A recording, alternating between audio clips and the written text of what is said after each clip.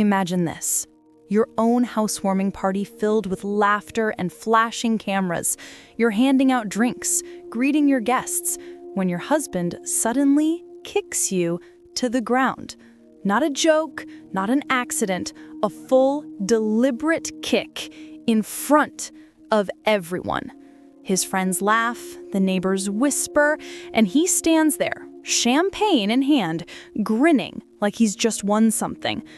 But what he doesn't know, every tile, every wall, every penny he brags about belongs to you. This is the story of Evelyn Carter, the woman who turned humiliation into victory and made arrogance kneel. Laughter echoes through the spacious living room. Guests sip champagne, taking photos near the marble staircase.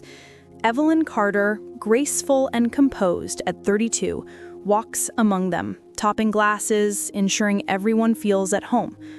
Her husband, Daniel Carter, charming and loud, is the center of attention. Surrounded by friends from his business circle, he's telling stories about his success. Then, Evelyn accidentally bumps the edge of a table. A glass tips over. The room hushes.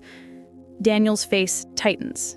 In a flash of temper, he kicks her hard. The sound echoes. Evelyn falls, her wine glass shattering beside her. Guests freeze. Some gasp. Others laugh nervously. Daniel, mocking. You see, she's always clumsy. Now you all know what I deal with daily. Evelyn stays on the floor a moment. Humiliated, silent, her heart pounding, she looks up at her husband, smirk. And in that moment, something inside her breaks and rebuilds. That kick wasn't the end of her story. It was the beginning of his fall. 5 years earlier, Evelyn was a quiet, intelligent accountant living in Manchester. She met Daniel at a corporate event, smooth, confident, with dreams as big as his smile. When her father passed away, Evelyn inherited £300,000, her parents' lifetime savings. Daniel seized the moment. Daniel, loving tone. We could build something together, Evie. My dream logistics firm. You and me, partners for life. Blinded by love, Evelyn believed him. She invested everything. She registered the business, Carter Logistics LLC, herself. Managed the paperwork, clients, and accounts. Daniel handled networking, which mostly meant late nights, loud bars, and social media bragging. Within 2 years, the company was profitable. But with profit came pride. Daniel started dressing in designer suits, leasing luxury cars, and introducing Evelyn as the supportive wife behind the great man. He would come home drunk, reeking of perfume. When Evelyn questioned him, he turned it back. Daniel, you're paranoid. You're insecure. You should be proud of me, not jealous. And she believed him until that night when the truth hit her harder than his kick ever did. 2 years later, Daniel announced a lavish housewarming party for the new mansion he bought in Surrey. Evelyn hadn't even known he'd planned it. She found out 2 days before. Still, she prepared everything. Catering, decorations, music. She wore a beautiful navy blue dress, hoping to make it a night of peace. But Daniel had other plans. As Evelyn passed a group of Daniel's friends, one whispered, "You married an accountant, not a socialite." Daniel chuckled, "She's learning her place." Evelyn froze, her eyes burning with tears she refused to shed. When her heel caught the rug and she stumbled, Daniel turned, scowled, and kicked her to the ground. Laughter, silence, shame. In that moment, Evelyn stopped seeing herself as his wife and started seeing herself as his lesson. She rushed upstairs, locked herself in the bathroom, her heart shaking. Mascara streaked her cheeks as she pulled out her phone. Inside her documents folder were years of files, business registrations, property deeds, bank statements, trust accounts. Her eyes widened. The house was registered under Evelyn Whitmore Carter, her maiden name. The company was funded and incorporated under her personal account. Even the car Daniel drove was financed through her late father's trust fund.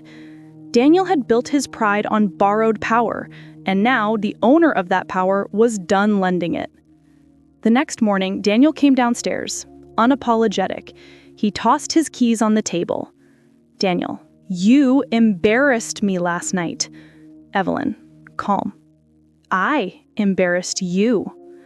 Daniel, "Don't start. You can't do anything, Evie. You're just the wife." Evelyn stood, her voice calm but cutting. "No, Daniel, I'm the owner." He laughed, waved her off, and left for work. She picked up her phone and made her first call. To the bank. Within hours, she froze their joint accounts, revoked his signatory rights on the business. By midday, Daniel's card declined at a petrol station. By 2 p.m., he couldn't pay for lunch. By 4 p.m., his phone buzzed nonstop. Evelyn ignored every call. Instead, she called a locksmith. By nightfall, the mansion's locks were changed, security codes reset, gate remotes reprogrammed. At midnight, Daniel returned, banging on the gate. Daniel, yelling, "Open this door! I live here!" Inside, Evelyn stood by the upstairs window, lights off, watching him in silence. The same silence he once mistook for weakness now sounded like judgment. That night, Daniel slept in his car. Evelyn watched from the window, heart steady, eyes dry. The next morning, she dressed in a sharp white suit, the same one she wore the day she founded the company. At the bank, she sat across from the manager. "Evelyn, transfer all authority and withdrawal rights to me immediately." The manager reviewed the documents, her inheritance trust, incorporation certificate, property deed, and nodded. "It's done, Mrs. Carter. You are now the sole owner and signatory." For Evelyn, it wasn't revenge, it was restoration. When Evelyn arrived at the office, whispers followed her. Employees had seen the viral clip of Daniel's drunken behavior. One assistant whispered, "Madam, are you all right? We heard what happened." Evelyn smiled faintly. "He kicked me in front of everyone. Now I'll remove him quietly." She appointed her cousin, Clara, as interim operations manager and sent a memo.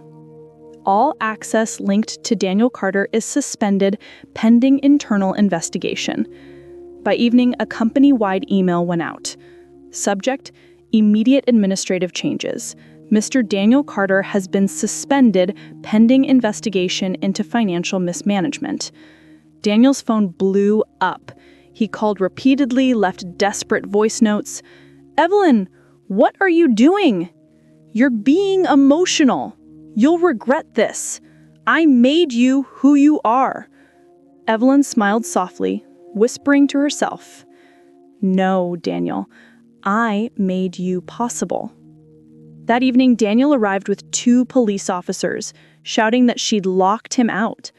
Evelyn came down the staircase slowly, documents in hand. "Officers, do you have a warrant?" They shook their heads. "No, ma'am, but he says—" "This house," she interrupted, "is mine. The deed is in my name, and this man assaulted me 2 nights ago." She rolled up her sleeve, bruises still visible. The officers turned to Daniel. "Sir, if she has proof, you have no case. Go to court if you wish." They left. Daniel's face twisted. "I made one mistake." Evelyn calmly, "No. You made many. I simply stopped forgiving them." That night, Daniel posted her picture online, accusing her of using witchcraft to steal his company. His friends laughed at first, but then saw the documents Evelyn released publicly through her lawyer. His own lies collapsed on him. His so-called business partners withdrew. His new girlfriend disappeared. His social media went silent. Days later, Daniel stormed into the office, shouting, throwing things. Security dragged him out as employees watched in stunned silence. Evelyn followed calmly. Evelyn to him. "Daniel Carter, you are a trespasser. Come back here again and I'll file a restraining order." That night, she called her lawyer. "Evelyn, remove his name from every file, every registration, every account, permanently." Within weeks, the court ruled the house belonged solely to Evelyn. The company was legally hers. Daniel's name was erased from everything. Evelyn stood by her office window, dressed elegantly in white, watching the city below. He kicked her in front of everyone. Now everyone sees who truly stood. Her silence had become her strength. Her pain had become her power. And Daniel's laughter had become the soundtrack to his downfall. Sometimes, God doesn't need to fight your enemies for you. He simply lets them destroy themselves. At the end of it all, she stood alone in her high-rise office, overlooking the River Thames. The sun rose softly behind her, lighting her white suit like a crown. She wasn't broken. She wasn't defeated. She was finally free. They once mocked her silence. They mistook her gentleness for fear. But today, the whole world sees the truth.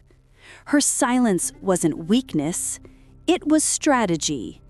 And every step he took against her only led him to his own downfall. Because when a woman rises from pain, she rises with power. This is Evelyn Carter's victory, and it is only the beginning. Inspired by true events. Subscribe for more real-life stories of strength and redemption. Like, share, and turn on notification.